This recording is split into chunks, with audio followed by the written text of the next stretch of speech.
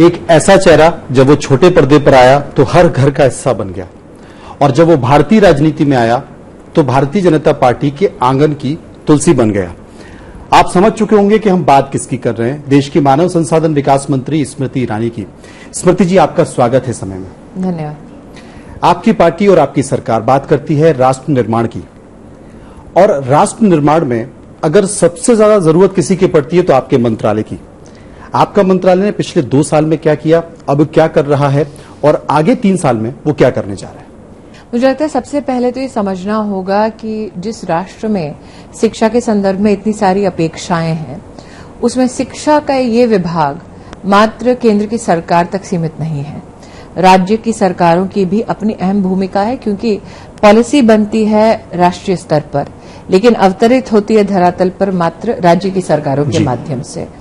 इसलिए राज्य और केंद्र के बीच में समन्वय बनाना और सेतु बनाना संपर्क का बहुत जरूरी था, क्योंकि पिछली सरकार में यही मंत्रालय द्वंद्व के लिए ज्यादा जाना जाता था, संवाद के लिए कम। ये मेरा सौभाग्य रहा कि गत 2 वर्षों में हर राज्य के साथ शिक्षा के संदर्भ में अच्छी बातचीत रही, अच्छा संवाद रहा, और काम भी धरातल पर अच्छा रहा। जहां जहां राज्य की सरकारें चाहती हम सहयोग करते, जहां जहां पॉलिसी की दृष्टि से कुछ नया प्रयोग करना होता वो हम करते। ये भी कहना उचित है कि 30 साल से शिक्षा नीति कोई बनी नहीं राष्ट्र में, और हमने पहली बार राष्ट्र के इतिहास में पॉलिसी का निर्माण भी राज्य के साथ साथ नागरिकों के माध्यम से करवाया। टेक्नोलॉजी का इस्तेमाल किया, गांव तक पहुंचे। जब मैंने प्रयास शुरू किया था, लोगों ने कहा था जी आप टेक्नोलॉजी की बात करती हैं और गांव की आवाज पहुंचाने की बात करती हैं, ये अपने आप में एक असमंजस नहीं है, क्योंकि कहां गांव का कोई व्यक्ति अपलोड करेगा अपना विजन। मुझे ये कहते हुए खुशी है कि आज 1,10,000 गांव ऐसे हैं जिन्होंने वो नीति से क्या चाहते हैं ये जानकारी भारत सरकार तक पहुंचाई। 5,000 ब्लॉक्स हैं, करीबन 1,300 अर्बन लोकल बॉडीज हैं, 500 जिले हैं। हर राज्य ने अपनी बात भारत सरकार तक पहुंचाई। हमने कमेटी का गठन किया, जिन्होंने फिर उस सबको समाविष्ट करके हमें रिकमेंडेशंस भेजे। तो मुझे लगता है संवाद, संपर्क, समन्वय ये अपने आप में हमारे इस कार्यशैली में दिखा। दूसरा ये कि जो उच्च शिक्षा से दरकार थी, उसको आप तब तक फलीभूत नहीं कर सकते जब तक स्कूली शिक्षा में आप परिवर्तन लाने का प्रयास ना करें। और जब मैं इस मंत्रालय में आई तब देखा कि उच्च शिक्षा का विभाग स्कूली शिक्षा से बातचीत ही नहीं करता। तो मैंने कहा कि अगर आपने मंत्रालय में ही डिपार्टमेंट्स के मध्य में शिक्षा को विभाजित कर दिया तो कैसे हम एक पूर्णतः शिक्षा में बदलाव ला पाएंगे। आप क्वालिटी टीचर की बात करते हैं और क्वालिटी एजुकेशन की बात करते हैं। आपको लगता है कि स्कूली शिक्षा या उच्च शिक्षा दोनों में ये है? नहीं, ये बहुत बड़ी चुनौती है, और ये चुनौती अकस्मात उत्पन्न नहीं हुई है, ये वर्षों से चली आ रही एक चुनौती है। हमने शिक्षा में एक्सपेंशन देखा इंफ्रास्ट्रक्चर का, लेकिन मात्र क्या 4 दीवारी बनाने से ही अच्छी शिक्षा प्रणाली हम दे पाए हैं देश को, ये सत्य नहीं है। अपने आप में क्वालिटी एक बहुत बड़ी चुनौती बन गई है। दूसरा, अफोर्डेबिलिटी एक बहुत बड़ी चुनौती बनी हमारे देश में। आज अगर अफोर्डेबल एजुकेशन, क्वालिटी एजुकेशन प्राप्त हो तो हर परिवार अपने आप को इतना सक्षम समझता है कि बच्चा पढ़ लिख कर फिर अपनी जीवन को जी लेगा, एक समाज के प्रति अपनी जिम्मेदारियों का निर्वाह कर पाएगा। लेकिन क्या हमारा तंत्र पूरा का पूरा ऐसे बच्चों का, ऐसे परिवारों का समर्थन करता है? आज भी ये एक चुनौती का विषय है। समाधान हम लाने का प्रयास कर रहे हैं। इन 2 सालों में कई विषयों पर हमने समाधान लाने का प्रयास किया है, जो मैं आज आपके साथ शेयर कर सकती हूँ। फॉर इंस्टेंस, जब हम बात करते हैं स्कूली शिक्षा की, तो कई बार आपने नेताओं को सुना होगा ये कहते हुए जी हम बदलाव ला रहे हैं, ये क्वालिटी बदल रहे हैं, लर्निंग आउटकम। लेकिन आज आपसे अगर मैं स्वयं पूछूं, अगर आपके बच्चे स्कूल जाते हैं क्या? कोई है आपके परिवार में? कौन सी कक्षा में है? 3rd में। 2009 में एक टेस्ट किया गया, अंतर्राष्ट्रीय एजेंसी ने किया कुछ बच्चों को लेकर, और कहा कि हिंदुस्तान का दर्पण दिखाएगा। और जब बच्चों ने टेस्ट दिया तो वो एक भी प्रश्न हमारे एक भी करिकुलम से नहीं था, केंद्र के करिकुलम से नहीं था, प्रदेश के करिकुलम से नहीं था। और बच्चों के ऊपर हिंदुस्तान के एक ठप्पा मार दिया गया कि बच्चे इतना लर्निंग आउटकम की दृष्टि से इतने कॉम्पिटेंट नहीं है। विश्व भर में और हिंदुस्तान में भी कई इंटेलेक्चुअल्स ने फिर चर्चा की भीषण कि हाय देखो हमारे बच्चे इतने होशियार नहीं है। मैं जब मंत्रालय में आई, मैंने कहा कि क्या अभिभावक को, माता पिता को पता है कि आप किस बेंचमार्क पर उस बच्चे की तुलना कर रहे हो? उन्होंने कहा नहीं जी। मैंने कहा बच्चे को पता है कि उसे किस श्रेणी तक पहुंचना है? उन्होंने कहा नहीं। तो मैंने कहा क्या ये माता पिता और बच्चे के साथ अन्याय नहीं है? फिर मैंने विशेषज्ञों से कहा कि आप कक्षा 3 के मैथ्स का परिणाम बता दीजिए, जो बेंचमार्क लर्निंग आउटकम आप अपेक्षित है बच्चे से, वो बताइए। तो वो बता नहीं पाए। तो मैंने कहा जो आप बेंचमार्क खुद नहीं जानते, आप चाहते बच्चा उस तक पहुंचे। तो जानकारी का एक बहुत बड़ा अभाव था। जिम्मेदार कौन है इसके लिए? मुझे लगता है पिछली सरकार में घोषणाएं बहुत हुई, लेकिन काम धरातल पर नहीं हुआ। मसलन उन्होंने कहा हम नेशनल असेसमेंट करेंगे। मैंने कहा अच्छी बात है, लेकिन असेसमेंट कब होता है? उन्होंने कहा 3 साल में एक बार। मैंने कहा रिपोर्ट कब आती है? उन्होंने कहा 4थे साल में। मैंने कहा काम कब होगा? वो 5वें साल में देखा जाएगा। तो आप सोच सकते हैं कि घोषणाएं हुई, जैसे कि एक आरटी एक्ट बना 2009 का, उसमें कहा गया कि 25% अब सरकारें प्राइवेट स्कूल में बच्चों का दाखिला कराएंगी जो गरीब परिवारों से हैं। घोषणा अच्छी थी, लेकिन जब मंत्रालय में मुझे जिम्मेदारी मिली, मैंने कहा इसके लिए आपने पैसे तो दिए नहीं जी। तो जब बच्चे जाएंगे उसकी फीस कौन भरेगा? उन्होंने कहा जी नहीं, उसका प्रावधान नहीं है। मैंने कहा अगर आप प्रावधान नहीं करते तो फिर ये होगा कैसे संभव? तो पहली बार इस सरकार ने राज्यों को कहा कि आप अगर गरीब बच्चे को प्राइवेट स्कूल में डालते हैं तो उसका खर्चा हम देंगे आपको। राज्यों ने ऐसा किया, एडमिशन किया, और फिर 16 लाख बच्चों की भरपाई फीस की भारत सरकार ने की। हमने डिटेल में जाके काम को किया, जो डिटेल में काम पहले दिखाई नहीं देता था। मतलब हालत ये थी इस विभाग की कि कुछ बच्चे थे जिनको बाल भवन के माध्यम से राष्ट्रीय पुरस्कार देना था, उन्हें साल 2012 या 11 से पुरस्कार ही नहीं मिला था। तो एक बच्चा मुझे मिला जिसको मैं पुरस्कृत कर रही थी, पिछली सरकार ने पुरस्कार तक नहीं दिए। उसने कहा मैडम अच्छा हुआ कि आज मिल गया, क्योंकि मैं अब एमबीबीएस कर रहा हूं, इससे पहले कि मेरे बच्चे होते कम से कम मेरा पुरस्कार मुझे मिल गया है। लेकिन मैम अक्सर हमने देखा है कि जो भी सरकार आती है वो पिछली सरकार के बारे में बताती है कि सरकार ने कुछ भी नहीं किया और हम ये करने जा रहे हैं, लेकिन हालात वहीं के वहीं होते हैं। सर्व शिक्षा अभियान को आपने पूरी तरह से खारिज कर दिया। अगर आपकी बातों को यकीन नहीं, किया जाए मैंने खारिज तो नहीं किया। आपने कहा कि मैं ये कह रही हूं कि क्या चुनौतियां थी, हम क्या बदलाव ला रहे हैं, उसका आपको एक उदाहरण देती हूँ। जी। सर्व शिक्षा अभियान जब शुरू हुआ तब एनडीए की सरकार थी। इसको एक जामा पहनाया गया आरटीई का कांग्रेस की सरकार द्वारा।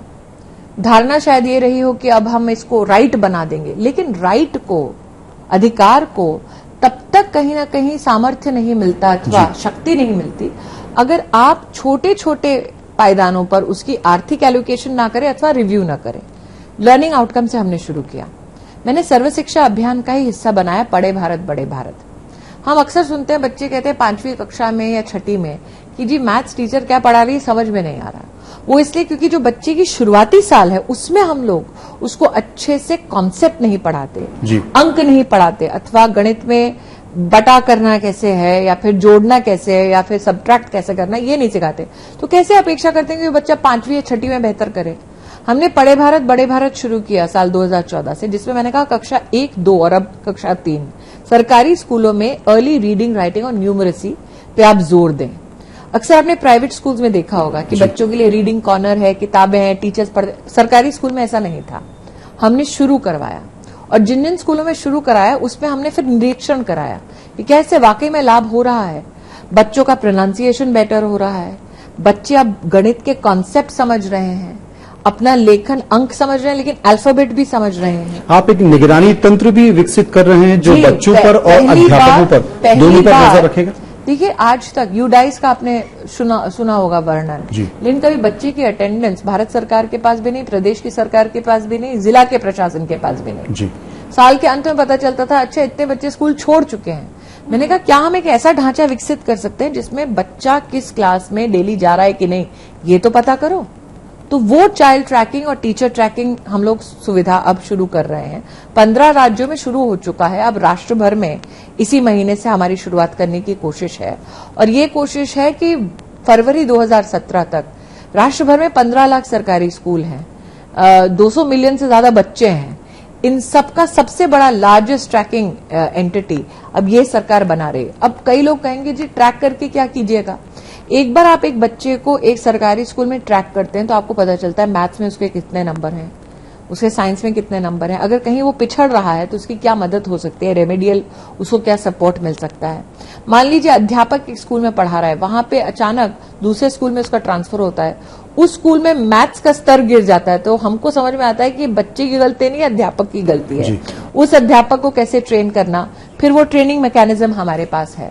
लेकिन इस सबको लागू करने के लिए आज तक किसी भी सरकार के पास इस प्रकार का डेटा नहीं था जो हम विकसित करें। लेकिन ये देश की विडंबना नहीं है कि जिस अध्यापक के बल पर आप बच्चों को राष्ट्र निर्माण के लिए लेके जा रहे हैं, उस अध्यापक की ड्यूटी सारे प्रदेश में कभी चुनाव में लगती है, कभी मतगणना में लगती है, कभी पोलियो अभियान पर लगती है कि टीचिंग छोड़ के अध्यापक कितना वक्त बाकी एक्टिविटीज में अपना दे रहे हैं।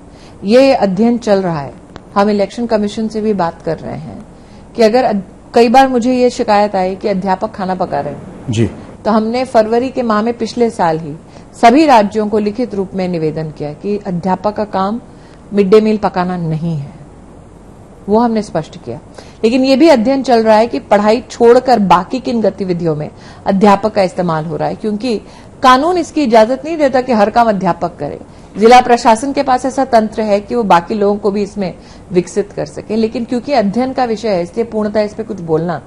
आपने राज्यों का जिक्र किया और निश्चित तौर पर राज्यों का ये अधिकार भी है, लेकिन क्या आपने बीजेपी शासित राज्यों का अध्ययन कराया कि जहां पर हमारी सरकारें नहीं हैं वहां की शिक्षा को लेकर क्या स्थिति है और जहां पर हमारी सरकारें हैं वहां क्या काम किया? देखिए, मैं अगर राजनीति करने लगूं अपने ही विभाग में जी, तो इससे नहीं, बड़ा विपक्षी कहता है कि आप राजनीति कर रही हैं। मैं अगर करूं तो बहुत सारी ऐसे राज्यों की रिपोर्टें हैं जो देख के विपक्ष खुद चित हो जाएगा, जो मैंने आज तक किया नहीं।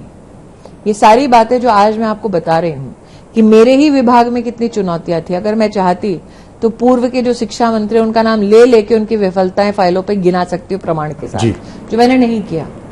मैंने हमेशा कहा, कर ही दिया, आपने कह दिया कि पिछली सरकारों ने कोई काम नहीं किया। मैंने ये नहीं बताया किस मंत्री ने, जो शायद मुझसे ज्यादा पढ़े लिखे थे, कितना गड़बड़ किया है शिक्षा के क्षेत्र में।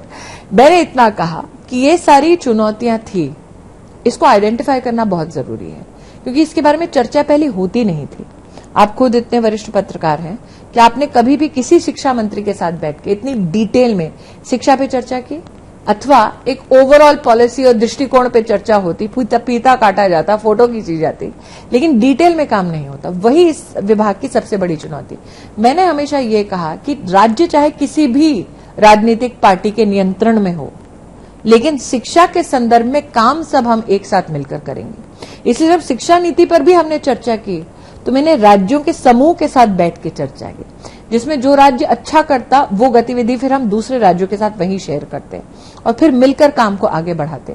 इसलिए संसद में भी मैंने कहा शिक्षा को रणभूमि मत बनाओ, लेकिन बन जाती है वो उनकी नहीं। विपक्ष कहता है कि ये पहली बार हो रहा है कि शिक्षण संस्थानों में जिस तरीके से एक राजनीतिक पार्टी जो कि सत्ता में है इन्वॉल्व हो रही है, उसे नहीं होना चाहिए। शिक्षण संस्थानों की राजनीति को वहीं तक सीमित रहने दीजिए। देखिए, ऐसा है कि जिस पार्टी ने सत्ता में रहकर इंस्टीट्यूट के वीसी को भी एनएसयूआई के माध्यम से बनाया, मतलब नेशनल बुक ट्रस्ट का बोर्ड ऑफ जो गवर्नर्स है, बोर्ड ऑफ ट्रस्टीज है, उसकी मेरे पास लिस्ट पड़ी है। विधिवत एनएसयूआई के प्रेसिडेंट को उसमें मेंबर नियोन में नॉमिनेट किया। वो अपने आप में इस बात का संकेत है कि मेरे पास खुद काफी दस्तावेज ऐसे हैं कि कहां कहां कांग्रेस पार्टी ने अपने लोगों को, एक सागर यूनिवर्सिटी थी और एक और यूनिवर्सिटी है जिसमें मणिशंकर अय्यर को चांसलर बनाया। लेकिन तो क्या ऐसे कई प्रमाण हैं, क्या स्मृति जी, चाहे वो बीजेपी हो या कांग्रेस हो, क्या दोनों ही पार्टियां ऐसा नहीं करती कि वो अपने अपने लोगों को, चाहे पार्टी के हो, आरएसएस के हो, उनको इस तरह के संस्थानों बनाया जाए? मैंने आपको मणिशंकर अय्यर जी का एक प्रमाण दिया। आप मुझे बताइए बीजेपी का एक विख्यात नेता जिसको मैंने किसी संस्थान का मुखिया बनाया हो? अभी हाल ही में आपके मिस्टर शर्मा हैं, उनको एचआरडी मिनिस्ट्री ने एक नियुक्त किया। वो आरएसएस की विचारधारा के हैं, लगातार अमर उजाला क्या भास्कर के एडिटर रह चुके हैं भाई। उनका आरएसएस से कोई लेना देना नहीं। मैंने उनसे ये थोड़ी ना पूछा।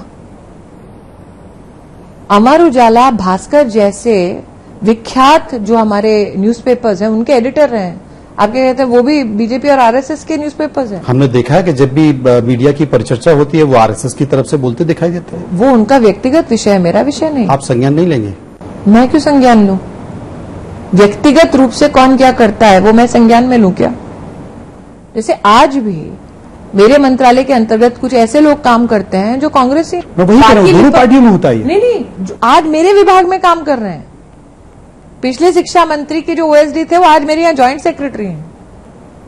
तो अगर मैं राजनीति की दृष्टि से व्यक्ति विशेष पर टिप्पणी करती तो मेरे अपने विभाग में क्या कांग्रेस के मुखिया के परिजन काम कर रहे होते क्या इस वक्त? तो इसका मैं मतलब अपने विभाग में गिना सकती हूँ। वही मेरे कहने का, ये दोनों अगर वो राजनीतिक अभी पार्टियां भी करती नहीं, रही। अगर वो अभी भी अगर वो किसी के परिजन है क्या उनका दोष है? अगर वो उनके ओएसडी रहे क्या उनका दोष है? तो नहीं, आज भी आप ये दावा कर सकती हैं कि मैं मेरे दावे मंत्रालय के साथ कह में, सकती मेरे हूँ कि मंत्रालय आज में, भी मेरे मंत्रालय में एक तो कांग्रेस के पूर्व अध्यक्ष की पत्नी मेरे मंत्रालय में काम कर रही है। इसलिए मैं कह रही हूँ कि मैंने राजनीति की दृष्टि से कभी पक्षपात नहीं किया।